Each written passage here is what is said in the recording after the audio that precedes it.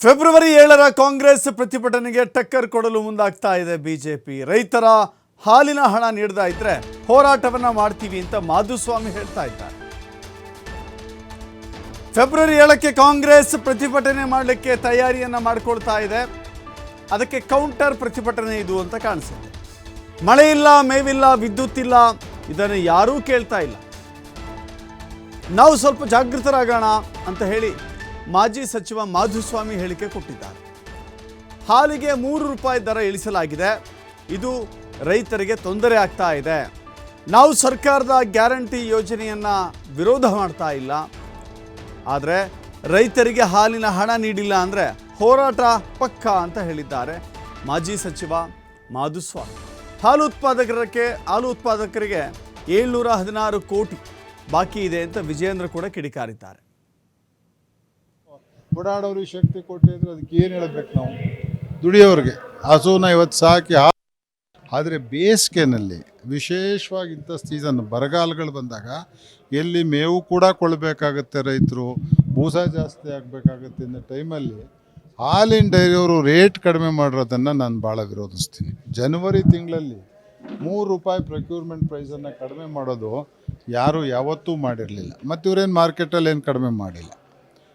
ಕೊಂಡ್ಕೊಳೋರ್ಗಾದರೂ ಕಡಿಮೆ ಮಾಡಿದಾರ ಅಂದ್ರೆ ಇಲ್ಲ. ಅದ್ರ ಜೊತೆಗೆ 5 ರೂಪಾಯಿ 1 ಲೀಟ್ರಿಗೆ ಕೊಡ್ತಿದ್ದ ಹಾಲಿನ ದುಡ್ಡು ಸರ್ಕಾರ ಜೂನಿಂದ ಈವರೆಗೆ ರಿಲೀಸ್ ಆಗಿಲ್ಲ ಅಂದರೆ ಏನಾಗಬೇಕು ರೈತರು ಈ ರಾಜ್ಯದಲ್ಲಿ ಅಂತ ಯೋಚನೆ ಮಾಡಬೇಕು. ಬಹುಶಃ ಗ್ಯಾರಂಟಿನೇ ಶ್ರೇಷ್ಠ ಅಂತಂದರೆ ನಮ್ಮ ಬದುಕ್ರಿ. ಬಸವಣ್ಣ ಅವರ ಪುಣ್ಯಭೂಮಿಯಲ್ಲಿ ನಿಂತ್ಕೊಂಡು ಮಾತಾಡ್ತೀವಿ ಅಂತಾರೆ. ಕಾಯಕ ಅಂದರೆ ಕೈಲಾಸ ಅಂತಾರೆ. ದುಡಿಯೋರಿಗೆ ಶಕ್ತಿ ಕೊಡೋದು ಬಿಟ್ಬಿಟ್ಟು ಓಡಾಡೋರಿಗೆ ಶಕ್ತಿ ಕೊಟ್ಟಿದ್ರೆ ಅದಕ್ಕೆ ಏನು ಹೇಳಬೇಕು? ನಾವು ದುಡಿಯೋರಿಗೆ ಹಸುನ ಇವತ್ತು ಸಾಕಿ ಹಾಲು ಹಾಕೋನಿಗೆ ಮಾಡ್ತಿರೋದು ಇದು ಘೋರ ಅನ್ಯಾಯ. ಇದನ್ನು ರಾಜ್ಯದ ಕಾಂಗ್ರೆಸ್ ಸರ್ಕಾರದ ಧೋರಣೆಯಿಂದ ಜನರು ಮಾತ್ರ ಅಲ್ಲ, ಜಾನುವಾರುಗಳು ಕೂಡ ಈ ಸರ್ಕಾರಕ್ಕೆ ಶಾಪವನ್ನು ಹಾಕ್ತಾ ಇದೆ. ಈ ಸರ್ಕಾರದ ಮೇಲೆ ಜನರ ಕೋಪ ಅಷ್ಟೇ ಅಲ್ಲ, ರಾಜ್ಯದ ರೈತರು ಬಡವರ ಕೋಪ ಅಷ್ಟೇ ಅಲ್ಲ, ಜಾನುವಾರುಗಳ ಒಂದು ಕೋಪಕ್ಕೂ ಕೂಡ ರಾಜ್ಯ ಸರ್ಕಾರ ಬಲಿಯಾಗಿದೆ.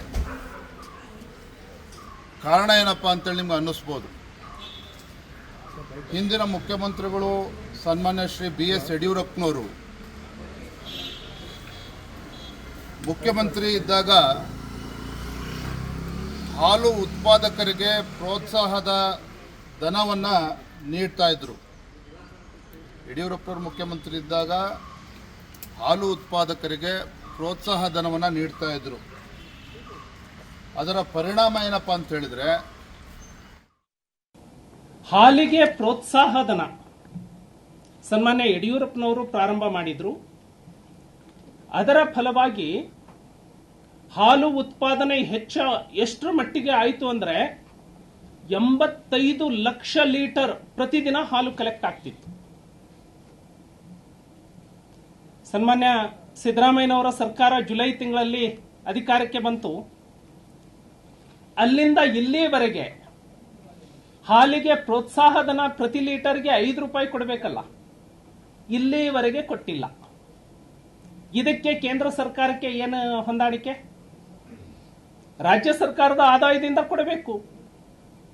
ಹಾಲು ಉತ್ಪಾದಕರಿಗೆ 617 ಕೋಟಿ ರೂಪಾಯಿ ಬಿಡುಗಡೆ ಮಾಡಬೇಕಾಗಿರೋದು ಮಾಡಲಿಕ್ಕೆ ಇವರಿಗೆ ಸಾಧ್ಯ ಆಗ್ತಾ ಇಲ್ಲ.